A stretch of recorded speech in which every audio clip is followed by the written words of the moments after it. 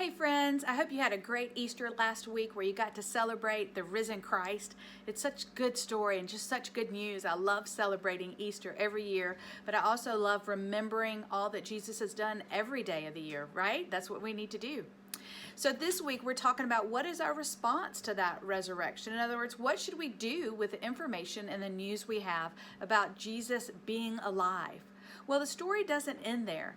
In our four Gospels, Matthew, Mark, Luke, and John, we learn all about the life of Jesus, and we learn about his death, and we learn about his resurrection, but then we learn what happens next. So let's dig into our Bibles and find out. So if you don't have a Bible, go ahead and pause and go get it right now. All right, so we're going to start out in the book of Matthew today. So remember, we take our Bibles, we go in the middle, and that should take us somewhere to Psalms or Proverbs, and then we go in the middle again, and that takes us to the beginning of the New Testament. It'll either be Matthew, Mark, Luke, or John, all right? So we are looking for the book of Matthew, and we're going to the very, very end. We're going to go to Matthew 28, and we actually looked here last week as well, all right? So if you look at the beginning of chapter 28, the big 28, you're going to see the information about what happened when Jesus rose from the dead. And you remember, we talked about this, there was an earthquake, we had some women go see, then we had some men go try to see, and then they found out that the tomb was empty. But let's keep going. So if you go down to the very last few verses and find verse 18 of chapter 28 in the book of Matthew, it says, Jesus came near and said to them, all authority has been given to me in heaven and on earth. This is important. Verse 19, go therefore and make disciples of all nations, baptizing them in the name of the Father and of the Son and of the Holy Spirit, teaching them to observe everything I have commanded you. And remember, I am with you always to the end of the age. So that is called the Great Commission. It's where Jesus tells us to go live our life on mission. In other words, we need to be intentional. We need to do things on purpose and tell people about him. Well, there's more in the Bible that tells us the exact same thing. So we want to now go to the book of Mark. Matthew, Mark, Luke, John. So it's just the next book. So go ahead and turn to Mark, and we're going to chapter 16. And it's at the end of Mark 2, because chapter 16 also starts with the resurrection. But we're going to go to the very end of it, and we're going to look at verse 15. So it's chapter 16, verse 15. So it's a little 15, all right? Read with me. Then he said to them, go into all the world and preach the gospel to all creation. Go share about Jesus. Jesus is telling us to do that. So then let's keep looking, and we're going to look down at verse 19. And in my Bible, it has sort of a heading that says the ascension, and that means going up, all right? So verse 19 says, so the Lord Jesus, after speaking to them, was taken up into heaven.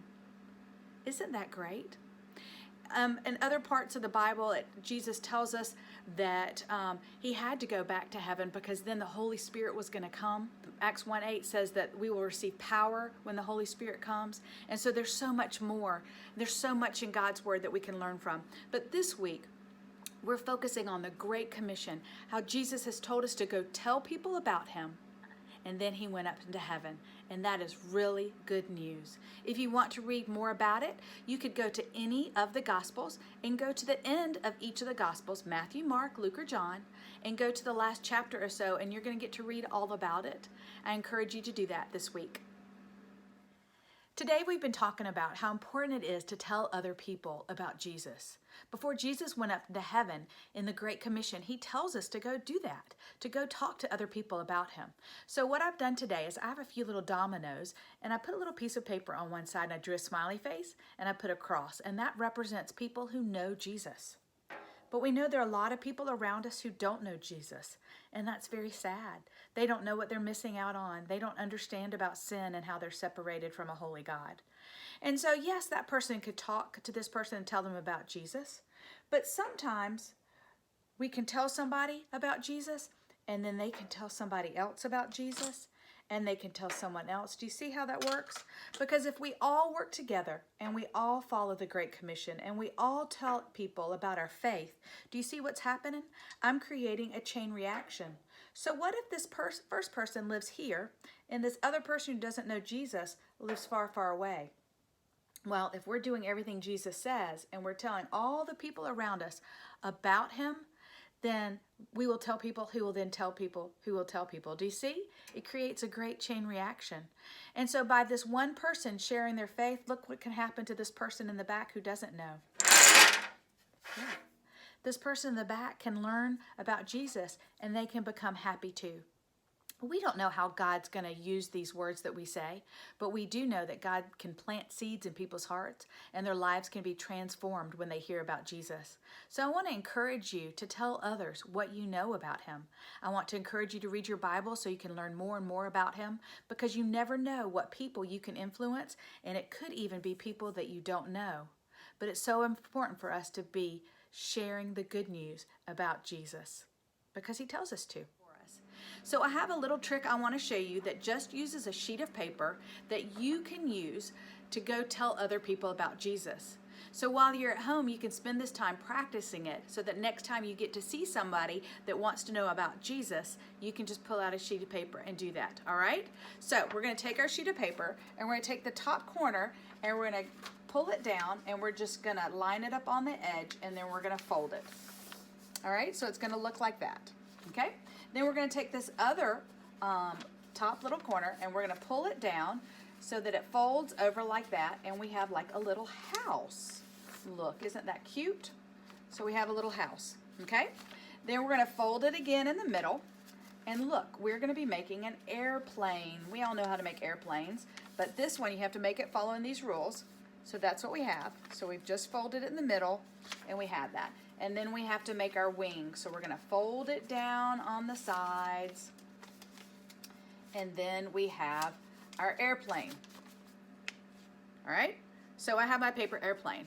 Well, also in chapter 16 of the book of Mark, verse 19 tells us what happened after Jesus talked to everybody. So verse 19 says, "So the Lord Jesus, after speaking to them, was taken up to heaven." Taken up into heaven. That's pretty cool, isn't it? So we can use this airplane to tell other people what happened to Jesus. So we have this airplane, and we know that airplanes go all over the place. Have any of you ever ridden an airplane going somewhere? So airplanes can take us places, but can airplanes take us to heaven? No. All right, so that's not going to work. So I'm going to take my airplane, and we're just going to tear off a part of it, because we know that airplanes can't take us to heaven. So I wonder what else can. Ooh, can a rocket ship take us to heaven? No, we know that's not true either. What is the only way to get to heaven? It's through the cross. It's through Jesus' sacrifice on the cross. So when we remember everything we talked about last week on Easter, we celebrated the resurrected Messiah, right? He was dead, he was buried, he stayed that way for 3 days, and then on the third day he rose from the dead. He conquered death and conquered sin. Jesus gave his life on the cross for us. And so you can use this simple little activity to talk about you can't get to heaven unless you go to Jesus, you put your faith and trust in him, and you remember what he did on the cross for you and for me. All right, kids, this is a fun little activity just using a sheet of paper so you practice. I would love for you to even do it for your parents today. Wouldn't that be nice to show them what you've learned? So go take a sheet of paper and get practicing, learning how to share the gospel with others. All right, friends, I hope you've enjoyed digging into God's Word today. I love this lesson because it talks about what to do after Easter. What do we do after we hear this great news of Jesus' resurrection?